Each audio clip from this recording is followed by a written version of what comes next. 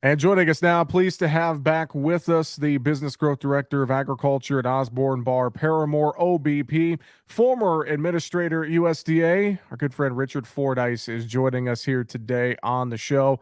Richard, always great to catch up with you, sir. I got spoiled the last couple of times we were in person, but we're back to a remote connection here. But nonetheless, it's great to catch up with you again. I hope you're doing well.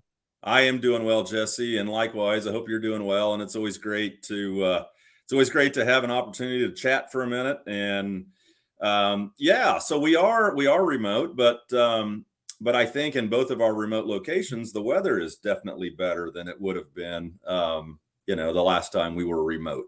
I would agree. The weather is looking pretty nice across a wide area of the country, and I know you're back on the home farm there in Missouri, and you need to be because spring planting season, at least for folks, in your neck of the woods and surrounding you, wide area of the Corn Belt, getting an opportunity here just in the last week or so to get out in the field and start some of that spring field work. And I know it's an exciting time of year, Richard. It is, Jesse, and I know you and I had a chance to visit just a minute ago. We did start planting here in Northwest Missouri at our farm yesterday, and it's crazy. I know. I think the last time we talked about this kind of winter wanting to hang on, and spring getting maybe getting to be a little late for planting and so on. It's probably a couple of weeks, maybe a little over a couple of weeks ago, that I woke up one morning and the ground was white. We'd had snow here, and now, 2.5 weeks later, it's really changed a lot. It's warmed up. The wind's blowing, and actually things again started. We started yesterday, and gosh, stuff was going in the ground really nice, and yeah, it's going to be good. We're going to have a good run here for the next 2 or 3 days. There's a chance of rain, I think, 2 or 3 days from now, but we ought to be able to get a lot done. Well, and thinking about getting a lot done, I know most folks. I've said this statement a couple of times through the last few days. I said pretty much along and south of Interstate 80. I have to think there's a rapid pickup in planting pace here the last couple of days, maybe even a little farther north than that. I know not everyone is that lucky. A lot of our friends in the northern tier of states, the northern plains, especially dealing with the snow melt, the flooding concerns, but we feel for those folks and hope they can get in the field sooner than later. But I know a lot of folks having a chance to get some of that corn or soybeans in the ground, and obviously this is getting into that optimal time window. We still have time, but it's getting to that optimal time frame to get an early jump on planting season. Richard. It is, and you're exactly right. We do, we do feel for the folks, that are north and maybe north and west of where I'm located, knowing that they're still dealing with some, snow melt and certainly the runoff that's associated with that.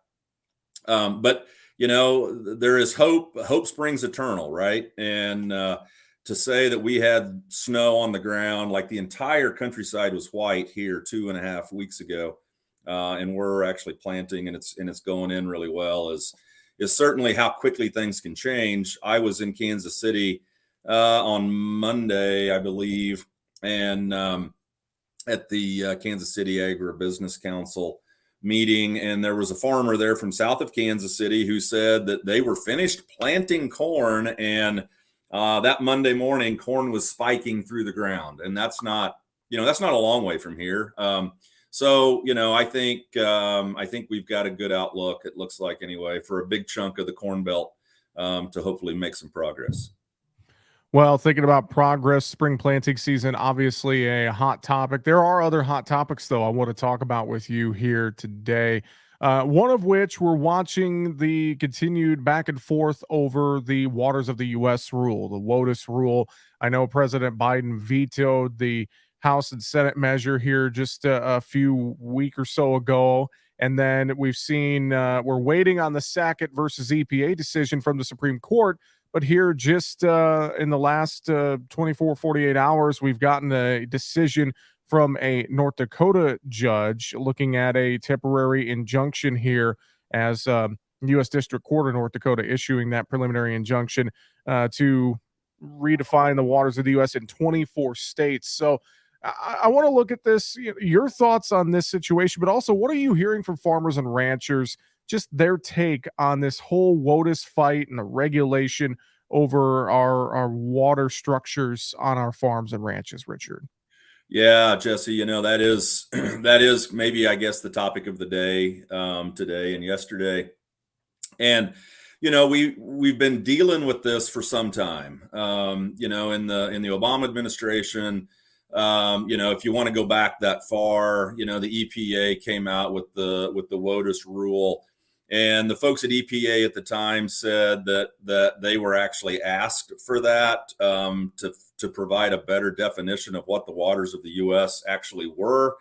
And I think once we had an opportunity to really kind of look at that, research it, understand what it meant, back then, it was definitely, in our view, at least from an agricultural producer, rancher perspective, it was an overreach. They were touching waters, tributaries, those kinds of things that really the government doesn't really have jurisdiction over, or we felt like the government didn't have jurisdiction over. And then that was changed. The WOTUS rule was redone essentially in the Trump administration, made it much more palatable about what is that definition of the waters of the U.S. And then when we have changes in administration, some of those priorities change, and so we reverted back to something similar to what we'd had prior to the Trump administration. So this temporary injunction, I think, is good news, because I think what it does is it sends a signal from a court that this may not be the right way to approach that jurisdictional water question that we have surrounding WOTUS. And I would have to say, to farmers and ranchers and actually other small businesses, this is good news. Now, at the end of the day, what does a temporary injunction mean? Well, it means that they can't impose, the provisions of that rule in those 24 states, now a total of 26 states when you include the 2 from the Texas decision. Mm-hmm. Those can't be, you can't impose any of those the things that come about when you talk about the WOTUS rule. So that's one thing. The other thing is it's also a court that's weighed in on what a department or an agency has done, and basically is saying that they didn't have the authority to do that, or it's an overreach. So I think that's good on both fronts. But as you mentioned, the Supreme Court case, we'll wait and see how that kind of shakes out. But I think it's definitely welcome news from folks that are in the ag sector.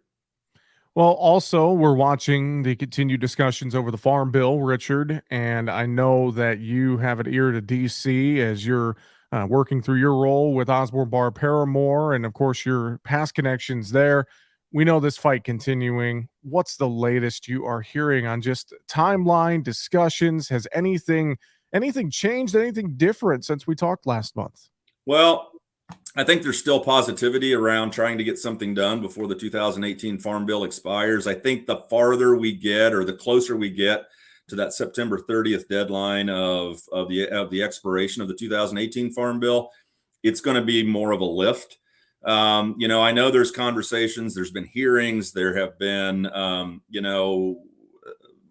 both the House and the Senate Ag committees have been having hearings out in the countryside. And I think certainly, again, there's still optimism from the leadership, both on the House and the Senate side, to get something done. But boy, the longer we go without some sort of movement or an announcement of an agreement on different provisions within the Farm Bill, whether they take it by title or by just varied provisions within the Farm Bill, I'm thinking, we're probably looking more to an extension of the 2018 Farm Bill than maybe a new 2023 Farm Bill being passed. And that is an important component to the law of the land that governs agricultural programs, credit, conservation, the nutrition title, the research title, all of those things that are encompassed within that farm bill. We know that the farm bill is the law of the land for 5 years. It does have an expiration date, but when we say the farm bill will expire, some people get a little nervous about that, but there is the opportunity to extend the current legislation, which has been done, a number of times in the past when they've not been able to get a farm bill passed before the previous one, or the one that we're operating in has expired. So there is that provision. I don't think that's a signal, frankly. Well, I know it's not a signal that agriculture is not important to Congress, because it certainly is, especially when you think about all of the different programs and all of the different things that are in that legislation. So, again, Chairman Thompson, Chair Stabenow, both have publicly said that that we still have intentions of getting the farm bill completed and passed before the expiration, and certainly possible. But I think as we get closer to that September 30th deadline, it's going to get more difficult. Well, thinking as well, I know farmers are hoping that we continue to see a robust safety net for our crops and commodities. I know there's that fight against, obviously, the nutrition side of the farm bill. There's a lot of things that got to go into this. I wonder as well, how concerned are farmers and ranchers considering the state of the farm economy and just the overall economy with inflation? The cost of money is getting more expensive, operating loans, things of that nature. I know that there's some nervousness out there, and I know it doesn't, maybe it does, but it doesn't correlate with the farm bill. But obviously, having a robust safety net and protections in place could be important for farmers here if we run up against tighter inflationary pressures, possibly. Richard, what's your thoughts on that, maybe? Yeah, and I've got a lot of thoughts around that, Jesse, specifically. And you ticked off like some of the major worries, I would say, out there. That safety net. Certainly I guess you could put two programs in that safety net category. One would be crop insurance and the different revenue protection products that farmers and ranchers can buy to protect against a downturn in the prices of commodities, a lower yield, those sorts of things. So there's that, and then there's also the ARC and PLC programs. If you extend that even to the dairy program, the dairy margin coverage program, those would all be things within that safety net conversation. And some of the things that I've heard, certainly, and I would support as well, is taking a look at the reference prices for some of these commodities. Looking at the formulas that trigger an ARC or a PLC indemnity, for example, because as we see where reference prices sit today and where cash grain prices, futures prices are at, we're not going to trigger a safety net program either really much on the revenue assurance side, on the crop insurance side, or in that ARC and PLC environment, unless we see these reference prices be a bit more reflective of where we are, in the markets today. So, again, all of these things cost money, and, it's going to be scored. Like if there's a provision that is introduced to raise reference prices, that's going to have a price tag on it. Now, how do you pay for that? So those are some of those conversations that folks are having, both on the House side and the Senate side, about how do you pay for some of these things. Not to say that it's been advocated for, and probably, those members of Congress that are either on the House or the Senate Ag Committee side, probably it's not that they don't agree that needs to be done, but how do you pay for it? I would also just introduce another kind of an idea. I did mention the dairy margin coverage program. That program started out, and I can't even remember the name of it, in an earlier farm bill, but there were some problems with it. And so in the 2018 farm bill, Congress kind of reshuffled how that formulation and those calculations happen to support the dairy industry.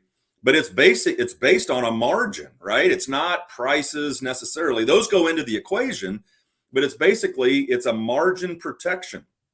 And so there's certainly been some ideas circulated more on like the commodity crop side, that you develop a program that is margin based, right? So when you see high fertilizer prices, high fuel prices, high interest costs, that go into that calculation, some way to protect against, a really wide gap in a margin. So I don't know that they're going to be able to get something like that across the finish line. But you're exactly right. When we see some of these prices, on the corn, wheat, soybean, cotton, peanut, whatever, those prices look attractive. But when you think about what it costs to plant that acre, that the opportunity for profit is certainly diminished when you have everything on the input side continues to want to go up. I will, however, say that we have seen a tick down in fertilizer prices, and that's been certainly welcome. But boy, I'll tell you what, like you said, the cost of money's going up. We're starting to see fuel start to tick back up again. So yeah, I don't know that they're going to be able to get anything, across the finish line that would be more of a margin approach, as opposed to a price safety net approach. Well, thinking along these lines as well, Richard, your work with Osborn Barr Paramore, working with ag companies, how are some of the economic issues, inflation constraints we're seeing out there? Are we seeing any of that affect some of the ag companies that you work with? Let's look at it from that perspective. What's your thoughts there? What are you hearing? Yeah, a year ago, obviously, a big concern, whether that was a company that was making, agricultural chemicals, a company that's making equipment, grain, anything. There was a supply chain issue, right? And it didn't matter what it was. It seemed like there was a key ingredient or a key component to some manufacturing process that was hard to get or impossible to get. I think a lot of those concerns have been alleviated somewhat. And certainly, some of the companies that we work with, they've got all kinds of experts that are, making the right decisions around what's best for that company from a access to capital perspective or sourcing ingredients or whatever. And, I've not heard a ton of concern around those issues, Jesse. Not like we did really about this time last year, maybe a little earlier last year, when it was a supply chain fiasco, and folks were just, you remember we couldn't we could, but it was limited, glyphosate, Roundup.